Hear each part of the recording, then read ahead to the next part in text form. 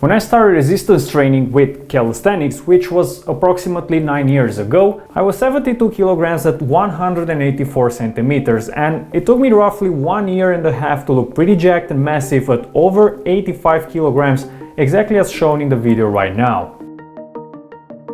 Now, I know I was looking pretty skinny, but at the same time I had a good structure of my body.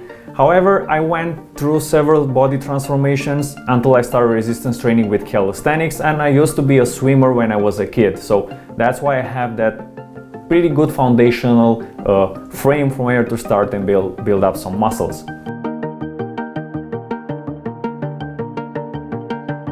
So I've made a lot of progress pretty quick.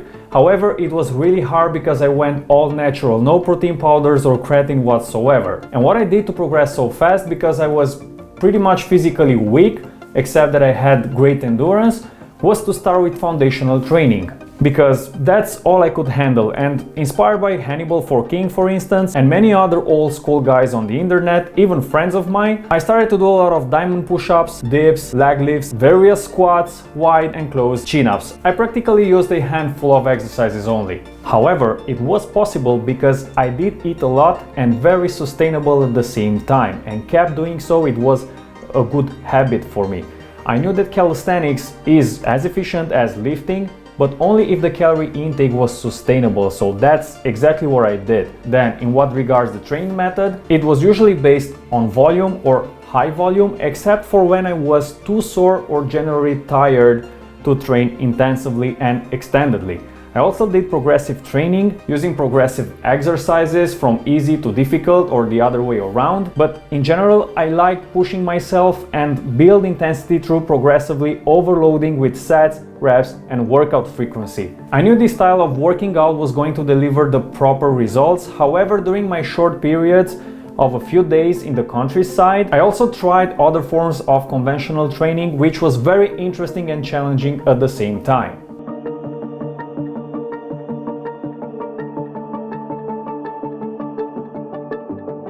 Now, unfortunately, I don't have anything else but pictures from when I started resistance training, because I didn't know back then that I was going to produce content on YouTube and build a website and an entire profession on this. Even so, I show what I have, and I think it's enough for you to understand a little bit about my past, and perhaps this helps you in your journey as well.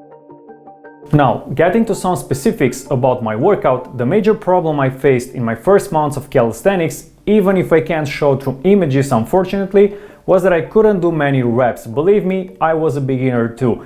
I remember starting with 4 or 5 pull-ups, which was a real struggle. So the strategy was to compensate the small volume done in a workout with high frequency, doing at least 5 workouts, sometimes even 6 or 7.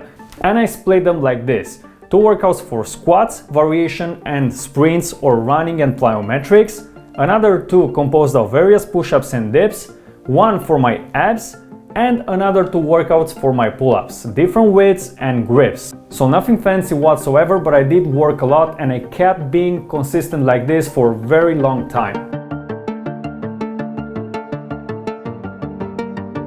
The whole concept was to train the same muscle groups with basic compound bodyweight movements for at least twice a week, and very often even 3 times, and combine this, as you found out, with volume using frequency. I remember being particularly interested in growing my shoulders at some point, so I used to do wall-assisted handstand push-ups 3 times a week for 10 sets of maximum amount of quality reps possible, with 90 seconds pause between. This followed by 5 sets of wide pull-ups, dips and diamonds.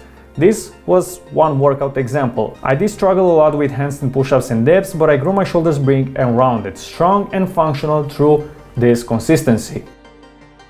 When I was too sore from working out, I jumped the rope or ran longer distances. I also changed from classic sets and reps to pyramids, circuits, keeping the same exercise after all, and even full body training in the form of high intensity interval training. Other forms of physical training included also hill sprints, stair exercises of different kinds, burpees, high jumps and so on. All the workouts I did, I included them into my high volume calisthenics workouts program that is on the website, so if you have it, then you can train exactly as I did. If not, you can check out the site and download it from there. Now, the most challenging part of my journey was actually staying consistent, especially because I was usually doing 5-6 workouts a week. It's very hard to balance this training when you want to give it your all every time, even if recovery is relatively good.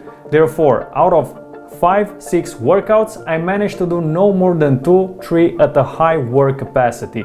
The rest were only to compensate with whatever I had left to offer. So plenty of ups and downs, but this is how it usually works. You have no other way around it. If I have to conclude with a good piece of advice here, then focus on perfecting the form and execution. Once you have a routine and the right exercises, it is no longer a question of whether you do something right. You just need time and proper nutrition. This way you can work hard and stimulate the body to adapt to your continuously increased work capacity. The body changes because of that and nothing else. It's stimulated that way, it has no choice. Thus, eventually performance and practice is what gave me those extra 20 pounds of muscles. These calisthenics exercises, exactly as bench press or deadlifts or anything else, are just tools. You just need resistance training and constantly finding ways to make it hard, especially when dealing with that kind of physical pressure. In fact, doing 3 hard workouts a week should be more than enough to provide you solid results. But is your nutrition on track? Are you also doing a form of light training during the other days of the week when you can't work out properly, as I did with jump rope or running? Even when you don't train, you still have to keep your metabolism pretty active. That's very important. So this is what I wanted to tell you in this video. I hope that you have something to learn from me,